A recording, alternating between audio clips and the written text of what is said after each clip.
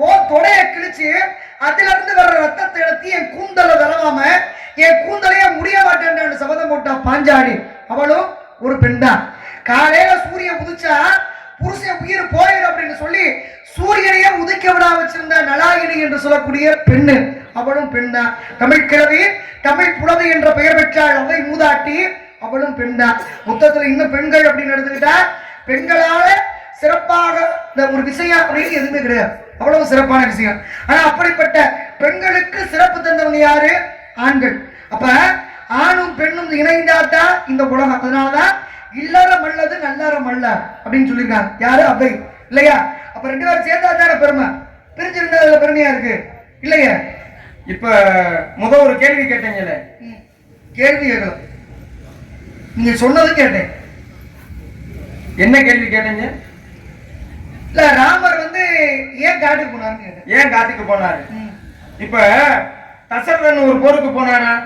அந்த போருக்கு போகையில தேர் அச்சாணி கலந்துருச்சு. அப்ப தன் கட்டவரல், இரும்பாலான கட்டவரலை வைத்து தேர் அச்சாணியாக யாரு கையை காப்பாத்தினா.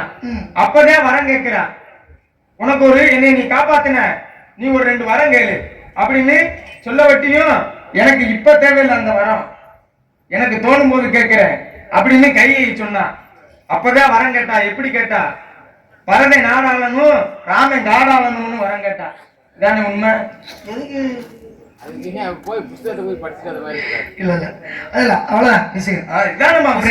இல்ல நீங்க முதல்ல சொன்னீங்க இல்லையா, அப்ப இதுக்கு மாற்று கருத்து இருக்கு இல்லையா? மாற்று கருத்து இருக்கிறதுனாலதான் இப்படி ஒரு விஷயம் வந்துச்சு. நம்ம 2 வரங்கள் கேட்கப்பட்டதை கையால கையை என்ன விரல கொடுத்து அச்சாணிக்கு பதிலா புருஷனை காப்பாத்தினா கட்டவரல இரும்பு கட்ட, இரும்பு கட்டவர். நீ பண்ணுவாங்கப்பா. சரி, இரும்பு கட்டவர். அப்ப இரும்பு கட்டவரலை கொடுத்து காப்பாத்திருக்காங்க. ஆமா, அது எப்படி சாதாரண ஒரு பெண்ணுக்கு இரும்பு கட்டவரல் வரும்? அது அவன் வாங்கின சாபம். என்ன சாபம்? அவன் வாங்கின சாபம்னா என்ன சாபம்னா உங்களுக்கு தெரியாதா? இல்லங்க, ஒரு பெண்ணு சாதாரண விரல், சரி, அந்த விரல் இரும்பாகுது அப்படின்னா அதுக்கு ஒரு காரணம் இருக்கும்ல. ஏன்னா ஒரு முனிவராகப்பட்டவர் தவம் பண்றார். அப்படி தவம் பண்ணும் போது தியானத்திலே இழைத்திருந்த முனிவர் அப்படி மௌனம் ஆயிடுறார். அப்படி மௌனமாகும் போது சின்ன பிள்ளையா இருந்த கையை தன்னுடைய தோழிகளோடு அப்படி விளையாடுறார். விளையாடவ வேற என்ன இருக்காரு, எந்த ஒரு அசைவும் இல்லையே, இவருக்கு உயிர் இருக்கா உயிர் இல்லையான்னு விளையாடு தரமா சின்ன பிள்ளை தானே படகு நேரம் பண்ணிட்டா கட்டவரல வச்சு இந்த மூக்கு கிட்ட சுவாசம் காத்து வருதான்னு வச்சு பார்த்துக்கிட்டா. முனிவர் கண்டுபிடிச்சிட்டார். கோபம் வந்துருச்சு. நான் தவநிலையில இருக்கும் போது எனக்கு மூச்சு வருதா இல்லையான்னு கேலி செய்த உன்னுடைய கட்டவரல் இரும்பாக போக கடவுதுன்னு சமத்து கொடுத்துட்டார்.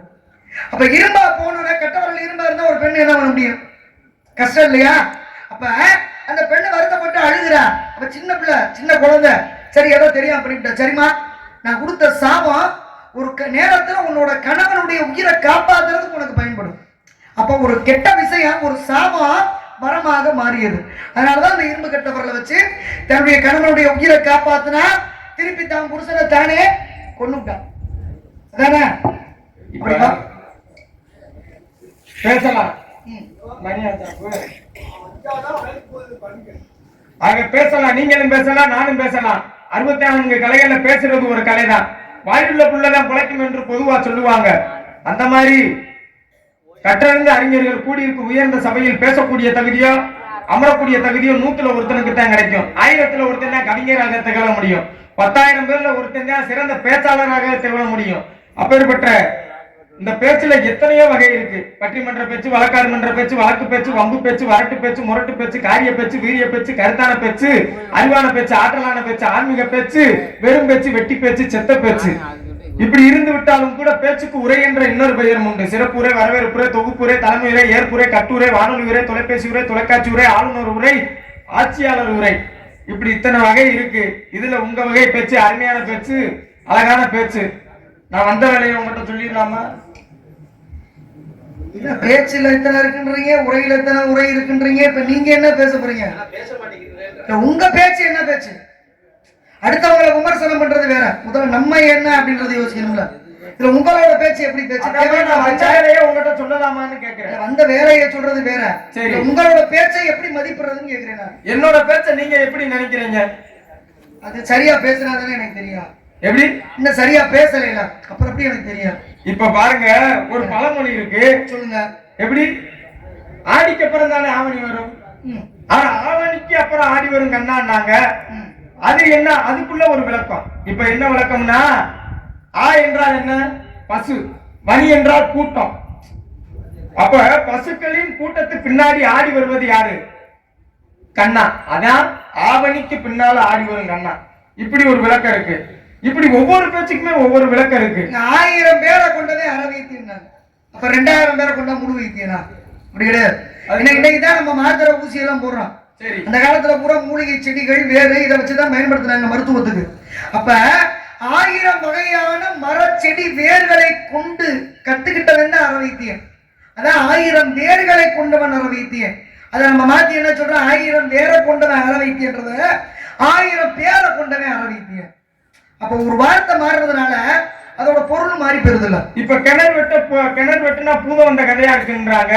கிணறு வெட்டணும்னு என்ன பூதமா வந்துக்கு இருக்கு? பூதம் அல்ல. இப்ப பஞ்சபூதம்னா என்ன, நீர், நிலம், ஆகாயம், அக்னி, காற்று. அப்ப கிணறு வெட்டையில என்ன வருது, நீர் வருது. நீர் ஒரு பூதம் தான், பஞ்சபூதத்துல நீர் ஒரு பூதம் தான். அப்ப கிணறு வெட்டையில ஒரு பூதம் வருதுல, அதே கிணறு வெட்ட பூதம் வந்த கதை இருக்குன்றாங்க. பழமொழியா? ஆமா, பழமொழிதான், நல்ல பழமொழியா இருக்கு. கிணறு வெற்ற 5 பூதங்களிலே பஞ்சபூதமான நீர் என்று ஊற்று வருது. நல்ல விஷயம் தான். ஏன்னா இப்ப சொல்லுவாங்க, அதாவது 1000 பேர்த்திட்ட போய் சொல்லி கல்யாணம் பண்ணு அப்படின்னு சொன்னத நம்ம ஆளு என்ன சொல்றான், 1000 பொய் சொல்லி கல்யாணம் பண்ணு.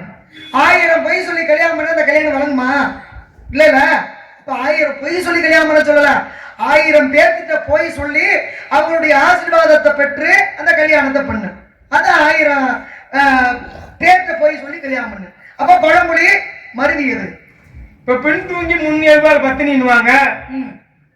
பெண் தூங்கி முன் எழுவாள் பத்தினி. காரணம், வீட்டுக்கு வரக்கூடிய மருமகள் யாரு யாரு, தன் கணவனை பார்த்து வீட்டுல இருக்கக்கூடிய மாமியார் எல்லாத்தையுமே சோறு போட்டு பார்த்து தூங்க வைத்து பின்னாடி தூங்குவா. காலையில முதலாளா எந்திரிக்கிறது யாரு, மருமகன். எந்திரிச்சு வாச தொழிச்சு கோலம் போட்டு மறுபடியும் ஜோராக்கி குழம்பு தண்ணியை வச்சு மறுபடியும் கணவனுக்கு, மாமியாருக்கு, மாமனாருக்கு எல்லாத்துக்குமே சோறை படைச்சு சாப்பிட வைப்பா. அப்ப பின்னாடி தூங்கி முன்னாடி எழுவாள் பத்தினி. அதுக்கு அந்த பழமொழிக்கு விளக்கம் என்னன்னா, வீட்டில் வரக்கூடிய மருமகள். ஏன்னா பந்திக்கு முந்து படைக்கு பிந்துனாங்க. அப்படின்னா சாப்பிடறதுக்கு ஓடி போய் உட்காந்துக்க, சண்டை வந்தா ஓடி போயிருன்னு அர்த்தம். இல்ல இல்ல, பந்திக்கு இந்த வலது கை அப்படி முந்துமா சாப்பிடும் போது, படைக்கு பிந்து. ஏன்னா அந்த காலத்துல ஆயுதங்கள்ல என்ன, வேல் எறிதல், வேலை எறியனாலும் வலது கை பின்னாடி போய் தான் வேல் எறியும். ஒரு வில்ல வந்து நானு தொடுக்கணும் அப்படின்னாலும் வலது கை பின்னாடி போய் தான் நானு தொடுக்கணும். அப்ப பந்திக்கு வலது கைக்கு முந்தும், படைக்கு வலது கைக்கு பிந்தும் அப்படின்னாங்க. ஆமா, சொல்லு. நான் வந்த காரணத்தை சொல்லிடுறேன். ஏன்னா காரணமா காரியம் கேடு. என்ன காரியம் தான் வந்தீங்க? இப்ப வந்த காரணம் எல்லாம் நல்ல காரணம் தான். உங்களுக்கு ஒரு பரிசு தரலாம்னு இருக்கேன். பரிசா? ஆமாமா. பரிசுனா என்ன பரிசு? கல்யாண பரிசு. கல்யாணத்துக்கு பரிசு? கல்யாணம் இன்னும் வைக்கலையா? கல்யாணம் வைக்கிறதுக்கு தான் கல்யாண பரிசு. கல்யாண பரிசு தர்றீங்களா இல்ல கல்யாணத்தையே பரிசா தர்றீங்களா? உங்களுக்கு கல்யாணத்தையே நான் பரிசா. அப்படி சொல்லுங்க. உங்களுக்கு புருஷன் பார்த்துட்டு வந்திருக்கிறேன். புருஷன் பேரு? பேரு பேரை சொன்னா கட்டிக்கிறீங்களா? சொல்லுங்க, பிடிச்சா தானே கட்டிக்கிற முடியும். பேரை சொல்லல விட்டா ஊர்ல கோயில வந்து சத்தியம் பண்ண சொல்லுங்க. உங்களுக்கு பேரை சொல்றேன். ஆனா என்னடா மாப்பிள்ளை நல்ல மாப்பிள்ளையா பார்த்துட்டு வந்திருக்காங்க, பணம் இருக்கா, பதவி இருக்கா, தகுதி இருக்கான்னு மட்டும் நினைச்சிடாதீங்க. சரி, பேரை சொல்லுங்க பாப்போம். பேரை சொல்லவா? ஆமா.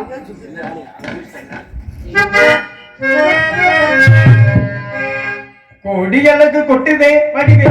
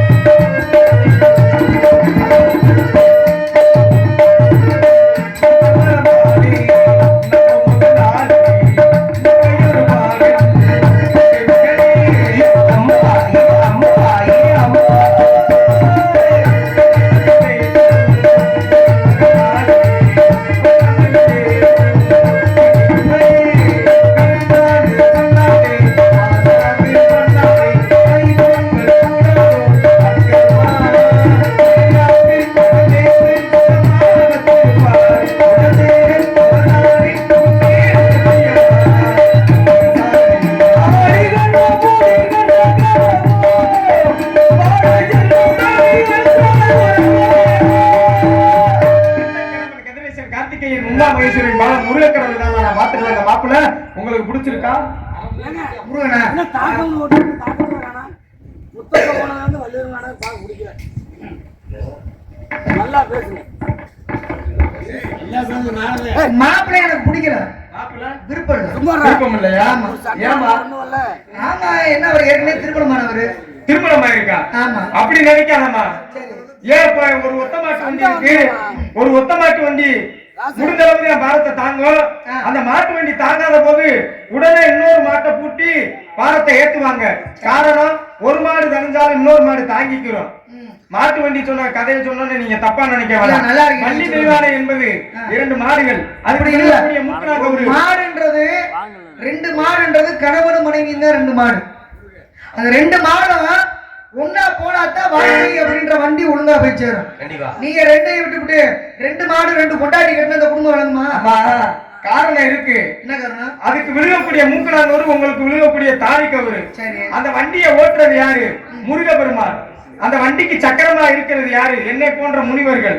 அப்படி என்னை போன்ற முனிவர்கள் சொல்வதை கேட்டா, என்றும் கல்வி புகழ் வலிமை வெற்றி நன்மக்கள் பொன் நெல் நல்விதி நுகர்ச்சி அறிவு அழகு பெருமை இளமை துணிவி நோயின்மை வாழ்நாள் அப்படி 16 செல்வம் பெற்று வாழ்க. சொல்வதை கேளாமா? சொல்லும் முன் மத்த கேள சொல்லும் மத்த கேளமா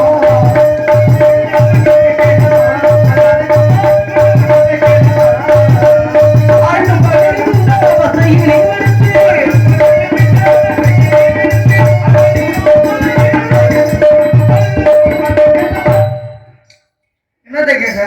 நல்லதை சொன்னீங்கன்னா கேட்கலாம், சரி. கெட்டதை சொன்னீங்கன்னா எப்படி கேட்கறது? இப்ப நான் சொன்னது கெட்டதா? முதல்ல உங்க தெய்வலோகத்துல இருக்க ஆளுகளையும் நம்பவே கூடாது. எல்லாம் சரியான மோசமான ஆளுங்க. நீங்க எல்லாரும் தேவர்கள்லாம் ஒண்ணா சேர்ந்து என்ன பண்ணீங்க? பார்க்கடல கிடைக்கினா எல்லா பொருளும் செல்வமும் குறைஞ்சு போச்சு. அப்ப பார்க்கடல கிடைஞ்சா உள்ள இருந்து நிறைய பொருள் வரும், அமிர்தமும் கிடைக்கும். அந்த அமிர்தத்தை வச்சு எல்லாரும் தங்களுடைய உயிர் வந்து போகாம தங்களுடைய உயிரை காப்பாத்திக்கணும். கண்டிப்பா. ஏன் வந்து அமிர்தம்னா என்ன? அது அமிர்தம்னா என்ன? பாலா, தயிரா, மோரா? அது என்ன? அது ஏன் அமிர்தத்தை சாப்பிட்டா இறப்பில்லைன்னு சொல்றாங்களே? ஏன்? ஏன்னா ஜாம்பவான் இருக்காரு இல்லையா, இந்த ஜாம்பவான் இந்த உலகத்தை 21 முறை சுற்றி அரிதான பல மூலிகைகளை கொண்டு போய் கடல்ல விட்டார். அந்த மூலிகைகளை கடந்து எடுக்கப்பட்டதுதான் மூலிகை சாறு என்ற அந்த அமிர்தம். அதை சாப்பிட்றவங்களுக்கு இறப்பு கிடையாது. அப்படி கடையும் போது உள்ள இருந்து பல பொருள் வந்தது. என்னென்ன பொருள் வந்துச்சு? உச்சிர சர்வசை என்ற குதிரை, ஐராவதம் என்ற யானை, கற்பகதரை என்ற மரம், காமதேனு என்ற பசு, சிந்தாமணி மா என்ற மாலை, அகலிகை என்ற பெண்ணு, நிறைய பொருள் வந்துச்சு. எல்லாத்தையும் தேவர்களும் தெய்வங்கள் எடுத்துக்கிட்டாங்க.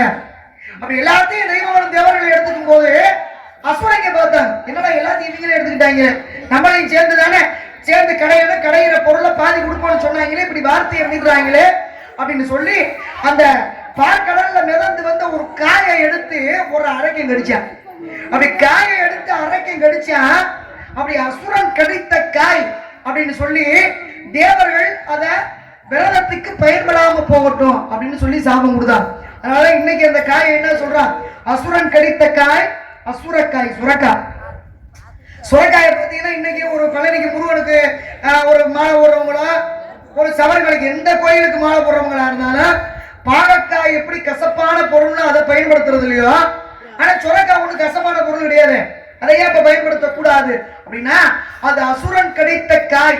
அதனாலதான் இன்னைக்கு சுரக்காயை பயன்படுத்தக்கூடாது அப்படின்னு ஒரு முறை உண்டு. அப்ப அப்படிப்பட்ட தேவர்கள் அந்த அசுரங்களை ஏமாத்துனாங்க. நீங்க அந்த கூட்டத்தை சேர்ந்தது தானே, அப்புறம் நீங்க மட்டும் எப்படி நல்ல மனுஷனா இருப்பீங்க? அப்படியெல்லாம் உங்களை வந்து ஒரு தப்பான இடத்துல போய் கொண்டுட்டு போய் வைக்க மாட்டோமா? யார் என்ன செய்யணும்ன்றீங்கப்பா? முருகப்பெருமான். ஆமா, முருகப்பெருமானுக்கு இங்க எத்தனை படை வீடு இருக்கு தமிழ்நாட்டுல? 6 படை வீடு இருக்கு. 6 படை வீடு இருக்கு. ஆமா, 6 படை வீடு இருக்கு. எல்லா வீட்லயும் குடியேறிட்டாருல. அம்மா உன்னை திருமணம் முடிச்சாலே 6 படை வீடு வரும்ங்கற. சரி, அப்படி எப்படினாலும் சொல்லலாம், தப்பு இல்ல. சரி, எல்லா வீடும் குடியேறிட்டாரா? போயிருக்காருல. இல்லங்க, 6 படை வீடும் பூர்த்தி ஆயிடுச்சா? ஒரு வீட்டுக்கு இன்னும் போல. ஒரு வீடு அதான் உங்களை திருமணம் முடித்தாதான் இருக்கும். சரி, அப்ப இந்த 5 படை வீட்டுக்கு போனார்ல. ஆமா, எந்தெந்த படை வீட்டுக்கு போனாரு முருகன்? இன்னைக்கு முருகனுக்கு பழனின்றோம், திருச்செந்தூர்ன்றோம், திருப்பரங்குன்றம், சுவாமி மலை, பழமலைச்சோலை, திருத்தணி 5 இடம் இருக்கு. ஆமா, 6 இடம். 5 இடத்துல முருகனுடைய படை வீடுகள் பூர்த்தி ஆயிற்று. அப்ப இந்த 6 இடத்துல இன்னைக்கு பழனிக்கு மட்டும் என்ன சிறப்பு? பழனிக்கு பஞ்சாமிர்தம் சிறப்பு. இது நல்லா இருக்கா? நல்லா சாப்பிடுவார் போல ஆளு. ஏங்க நான் பழனி முருகனுக்கு என்னங்க சிறப்புன்னு கேக்குறேன். ஏமா இப்ப பழனிக்கு போனா என்ன பிரசாதம் தராங்க? நான் பிரசாதம் என்னன்னு கேட்கல. அப்ப திருப்பதிக்கு போனா லட்டு வேணுங்களோ? ஆமா உண்மை, நம்ம பிரசாதத்தை தானே சொல்ல. மதுரை அழகர் கோயிலுக்கு வந்தா தோசை, ஒவ்வொரு கோயிலுக்கு ஒவ்வொரு சிறப்பு. அது இருக்கட்டும், பிரசாதம். அங்க தங்கத்தேரு சிறப்பு இருக்குல்ல? தங்கத்தேரு. ஆமா சரி, தங்கத்தேரு எல்லா ஆலயங்களிலும் உண்டு. பழனிக்கு மட்டும் என்ன தங்கத்தேரு சிறப்பு? ஏன்னா வருடத்துல 365 நாட்களும் தங்கத்தேர் ஓடுற ஒரே ஒரு தலை எதுன்னா அது பழனி தான். எந்த கோவிலுமே அவ்வப்போது அந்த வேண்டுதல் வச்சாங்கன்னா அந்த நேர்த்திக்கடையை வச்சாதான் மித்த எல்லா ஊர்லயுமே தங்கத்தேர் இழுப்பாங்க. ஆனா பழனியில மட்டும்தான் எல்லா நாளுமே தங்கத்தேர் இழுப்பாங்க. ஏன் தெரியுமா பழனிக்கு மட்டும் அப்படி ஒரு சிறப்பு? ஏன்னு கேட்டீங்கன்னா, அந்த காலத்துல அந்த பகுதியிலே முருகேச முதலியார் அப்படின்னு ஒருத்தர் இருந்தார், பெரிய கோடீஸ்வரன். ஆனா அவர் ஜாதகத்திலே, அவர் பொண்டாட்டி ஜாதகத்திலையும் பிள்ளை இல்ல. பழனி முருகனுக்கு என்ன சிறப்புன்னு சொல்றேன். அப்ப அவருக்கும் பிள்ளை இல்ல ஜாதகத்துல, அவர் மனைவிக்கும் ஜாதகத்துல பிள்ளை கிடையாது. அப்ப பழனியில சாது சுவாமிகள்னு சொல்லி பழனி முருகன் மேல ரொம்ப பாசம் வச்சிருந்த ஒருத்தர் இருந்தார். இவர் தினமும் மேல போய் முருகனை கும்பிட்டுட்டு வருவார். இது அவருடைய வழக்கம், பெரிய முருக பக்தர். அப்ப அவர்கிட்ட போயிட்டாரு இவர் முருகேச முதலியார், ஐயா இந்த மாதிரி எனக்கு பிள்ளையே இல்லைன்றாங்க ஜாதகத்துல அப்படின்னு போது, அப்ப அவர் சொன்னாரா, யாரு அந்த சாமி, நீங்க பழனி மலைக்கு பாலாபிஷேகம் பண்ணுங்க அப்படின்னாரு. எப்படி? பழனி மலைக்கே பாலாபிஷேகம் பண்ண சொன்னார். அவரும் அதே மாதிரி பழனி மலைக்கே பாலாபிஷேகம் பண்ணார். அப்படி பாலாபிஷேகம் செய்யும் போது அடுத்த வருடத்துல அவருக்கு ஒரு குழந்தை பிறந்துச்சான். அதுல இருந்து என்ன தெரியுது, நமக்கு இல்ல கிடைக்காதுன்னு ஒரு விதியே இருந்தாலும் எங்க பழனி முருகனை வேண்டினால் அந்த பொருள் கிடைக்கும். அதுக்கு இது நடக்காத விஷயம் இல்ல, உண்மையாவே நடந்த ஒரு விஷயம். அப்ப அந்த ஐயா என்ன பண்ணாங்களா, அந்த முருகேச முதலியார் திருப்பி போய் அந்த சாது சுவாமிகளை பார்த்தாரு. சாமி எனக்கு குழந்தையே பாக்கியமே இல்லைன்னு சொன்னாங்க. ஆனா அந்த முருகனுக்கு மலைக்கு நான் பாலாபிஷேகம் செய்யும் போது முருகனுடைய அருளால எனக்கு இப்ப குழந்தை பிறந்துருச்சு. இந்த பழனி முருகனுக்கு நான் என்ன பண்ணணும்னு சொல்லுங்க அப்படின் போது, உன்னால முடிஞ்சிச்சுன்னா நீ பெரிய பணக்காரன் தானே, ஒரு தங்க தேர் உன் சார்பா செஞ்சு வை. வரக்கூடிய எல்லா மக்களும் பாலாபிஷேகம் பண்ண முடியுமா? அவங்க அதை இழுத்து அந்த ஆலயத்துடைய பிரகாரத்தை முருகனை சுத்தி வந்தாங்கன்னா அவங்க கேட்கறதையும் உனக்கு முருகன் இல்லாததை எப்படி கொடுத்தாரோ அவங்களுக்கும் கொடுக்கட்டும் அப்படின்னு சொன்னதுனாலதான் அந்த முருகேச முதலியார் செய்து கொடுக்கப்பட்டதுதான் பழனியில் இருக்கக்கூடிய தங்கத்தேர். அப்ப அவருக்கு எப்படி கிடைக்காத ஒண்ணு முருகன் கொடுத்தாரோ அது மாதிரி இன்னைக்கு எங்க முருகனை தேடி செல்லக்கூடிய அத்தனை பக்தர்களுக்கும் வேண்டும் அத்துணை வரத்தையும் தரக்கூடியவர் யாரு அப்படின்னா எங்க முருக பெருமான். அவரை போய் கல்யாணம் பண்ணிக்கிறது எனக்கு என்ன தகுதி இருக்கு? அது மட்டுமா, வேற என்ன சிறப்பு பழனி முருகனுக்கு? அவரை கட்டிக்கிற உங்களுக்கு என்ன தகுதி இருக்குன்றீங்க? ஏன் உங்களுக்கு தகுதி இல்லையா? நான் சாதாரண ஒரு காட்டுவாசி, ஒரு நம்பியாச்சு மக, எனக்கு என்ன சிறப்பு? ஏமா உங்களுக்கு குறிப்பெரியும் தன்மையே பெரிய ஒரு தகுதி தாமா. அப்படியா? என்ன குறிப்பெரியும் தன்மை? அப்படி பார்த்தா மக்களுக்கு எங்க குறிஞ்சி நிலத்துல எத்தனையோ பொம்பளை பிள்ளைகள் இருக்குல்ல, அதெல்லாம் நீங்க கட்டி வைக்கலாம்ல. அப்படி இல்லம்மா, இன்னாருக்கு இன்னார் என்று எழுதி வைத்தானே தேவன் என்று. வேற என்ன பழனி முருகனுக்கு சிறப்புன்னு சொன்னேன். என்ன சொன்னாங்க மக்களுக்கு, நம்ம பக்கம்ல அவங்களுக்கு தெரியாத நம்ம ஒண்ணு சொல்ல போறது கிடையாது. நம்மளை காட்டிலையும் தெரிஞ்சவங்க இப்ப பெரியவங்க எல்லாம் இருப்பாங்க, தெரியாதவங்க தெரிஞ்சுக்கலாம்ல. அப்ப பழனி முருகனுக்கு வேற என்ன சிறப்பு இருக்கு? இப்படி நம்ம கேட்கறதெல்லாம் கொடுப்பாரு. அது மட்டும் இல்ல, கைலாயத்தில் இருந்து இமயமலையில் இருந்து சிவகிரி சக்திகிரி என்ற 2 மலைகளை கொண்டு வந்தார். யாரு? காவடி எடுத்து, யாரு? இடுங்க. அப்படி இனிமே கொண்டு வரும்போது ஒரு இடத்துல இலைப்பாறை வச்சார். வச்ச இடத்துல ஒரு சின்ன பையன் போய் ஒரு மலையில விளையாடுற நடத்தி விட்டா அந்த சின்ன பையனுக்கு இடும்பனுக்கு சண்டை. சண்டையில சின்ன பையனா இருந்த முருகன் வெற்றி பெற்றார். அவர் வெற்றி பெற்ற அந்த மலையிலே முருகன் தங்கினார். அதனாலதான் அந்த இடுமை எப்படி காவடி தூக்கி வந்தாரோ அது மாதிரி இன்னைக்கும் பழனிக்கு காவடி செல்லக்கூடிய ஒரு விஷயம் உண்டு. பழனிக்கு மட்டுமல்ல, எல்லா கோவிலுக்கும் போறதுக்கு காரணம் பழனியில இடுமை காவடி தூக்கிட்டு வந்ததுதான் காரணம். அதனாலதான் இன்றைக்கு இடும்பனுக்குன்னு பழனியிலே அவரை வழிபட்டுட்டு தான் போகணும். இடும்பன் மலை, அந்த இடும்பனுக்கு ஒரு சன்னதியும் உண்டு. அப்ப இப்பேற்பட்ட சிறப்புகள் எல்லாம் எங்க இருக்கு அப்படின்னா அது பழனி மலையில முருகனுக்கு உண்டு இல்லையா? அப்படிப்பட்ட முருகனை தான் உங்களுக்கு பார்த்துட்டு வந்திருக்கிறேன். நீங்க பிடிக்கல என்று நேரம் பேசிக்கிறீங்க. ஏங்க அப்புறம் என்னங்க அவரோட பெருமையை சொல்றது இல்லையா? எல்லா ஊர்லயும் முருகனுக்கு பெருமை இருக்குல்ல, சிறப்பு இருக்குல்ல. மலேசியா திருமணம் முடிக்கிறதுக்கு உங்களுக்கு ஏன் மட்டும் சங்கடம்? என்ன ஏங்க நீங்க எடுத்துங்க, அப்படியே போங்க திருச்செந்தூருக்கு, எங்க முருகனை பத்தி கேளுங்க. திருச்செந்தூருக்கு இன்னொரு பேர் இருக்கு இல்லையா, திருச்சீரளவாயின்னு சொல்லி பேர். அந்த திருச்செந்தூர்ல பாத்தீங்கன்னா அங்க பிரசாதம் என்னன்னு கேட்டீங்கன்னா, அங்க பிரசாதம் தெரியுமா? இங்க பஞ்சாமிர்தம் தெரியுங்களா? சரி, அங்க என்ன பிரசாதம்? திருச்செந்தூர்ல. ஆ. அப்ப அங்கேயும் பிரசாதத்தை சொல்லவா, சிறப்ப சொல்லவா? இல்ல பிரசாதம். பிரசாதம். நீங்க அந்த பகுதியில போறவங்க தானே? ஆமா, அங்க வந்து இந்த வெத்தில விகுதி பன்னீர் பன்னீர் நல்ல வேலை, வெத்தலையா இல்ல இலைய மாத்திட்டாரு அவரு. ஆமா, இலை மாறி. ஏன்னா பன்னீர் இலை விகுதி. பன்னீர் இலை விபூதி அப்படின்றது சிறப்பு. ஆமா, ஏன்னு கேட்டீங்கன்னா பன்னீர் இலை அப்படின்றது அந்த இலையில வந்து 12 நரம்பு இருக்குமா. முருகனுக்கு எத்தனை கரங்கள்? 12 கரங்கள். அப்ப அந்த 12 கரங்களும் அந்த இலையில இருக்கிறதா நம்பிக்கை. அதனால அந்த இலையை சாப்பிட்டு தான் ஆதிசங்கரருக்கு நோய் நீங்கிறான். அப்படி ஒரு சிறப்பு பெற்ற தலம் எது அப்படின்னா திருச்செந்தூர். அது மட்டும் இல்ல, சூரபதுமனை வதம் செய்ய போகும்போது அந்த தேவர்களுக்கு புறம் தாகம் எடுத்துச்சான். தேவர்களுக்கு தாகம் எடுக்குமா? எடுக்காது. பசி வருமா? வராது. ஆனா அசுரங்களுடைய சூழ்ச்சியாலே தேவர்களுக்கு தாகம் ஏற்பட்டது. உடனே முருகன் என்ன பண்ணாரு? தன்னுடைய வேலை எடுத்து அப்படி பூமியில குத்துனாரு.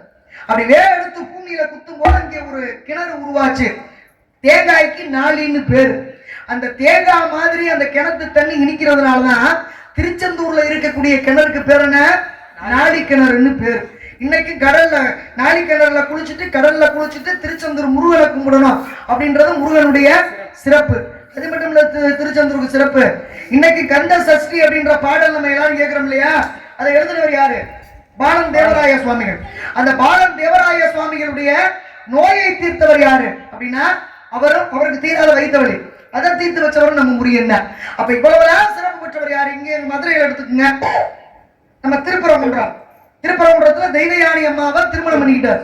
அது மட்டும் இல்ல, குடவரை கோவில். அங்க பாத்தீங்கன்னா எல்லா முருகன் கோவில்லையும் முருகனுக்கு எல்லா சிலைகளையும் வந்து பாலாபிஷேகம் பண்ணுவாங்கல்ல. ஆனா திருப்பரங்குன்றத்துல மட்டும் பாத்தீங்கன்னா முருகனுடைய சிலைக்கு பாலாபிஷேகம் இல்ல, முருகனுடைய வேலுக்கு பாலாபிஷேகம் அப்படின்றது அங்க ஒரு சிறப்பு. அப்படியே பழமுதிர் சோலைக்கு வாங்க. அவ்வைய இடத்துல சுட்ட பழம் வேண்டுமா சுடாத பழம் வேண்டுமா அப்படின்னு கேட்ட இடம். அந்த இடத்துல என்ன விசேஷம்னு கேட்டீங்கன்னா, ஐப்பசி மாசம் தான் அங்க இருக்க நவா மரத்துல நவாப்பழம் காய்க்கும். ஏன்? ஐப்பசி மாசம் என்ன மாதம்? சூரசம்ஹாரம் நடக்கும் மாசம். அப்ப முருகனுக்குரிய சஷ்டி விரத காலமான சூரசம்ஹாரம் நடைபெறும் மாதம் எது அப்படின்னா அது ஐப்பசி மாதம். அந்த மாதத்துல பழமுதிர் சோலையில இன்னைக்கு நவாப்பழம் காய்க்குது அப்படின்றது அங்க ஒரு சிறப்பு. அப்ப பாத்துங்க எவ்வளவு சிறப்பான முருகன். அவரை போய் கட்டிக்கிறதுக்கு ஒரு சாதாரண ஆளு எனக்கு என்ன தகுதி இருக்கு நீங்க நினைக்கிறீங்க? சாமியே சாமியே நல்லா இருக்கா, கரகட்ட பேச்சுக்கு மதிப்பு இருக்கா?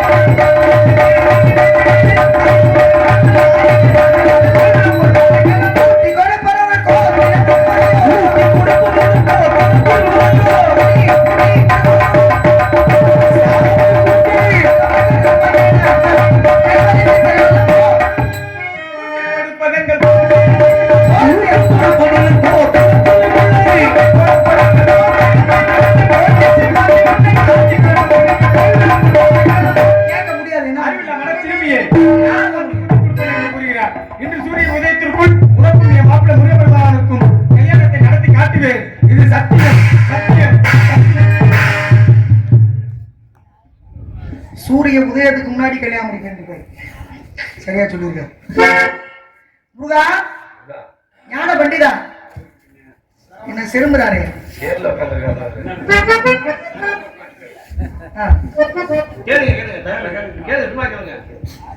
இந்த சரவண பொய்யில பிறந்தார் வசீகரா வாங்க முருகா உங்களுக்காக தான் காத்துக்கிட்டு இருக்கேன் அடுத்து அவர்கிட்ட கொஞ்ச நேரம் பேசுவோம்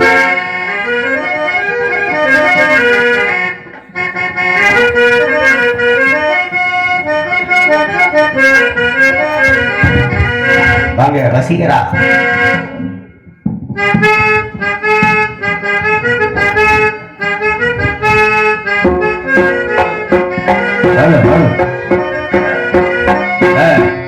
வாங்க வாங்க வாங்க வாங்க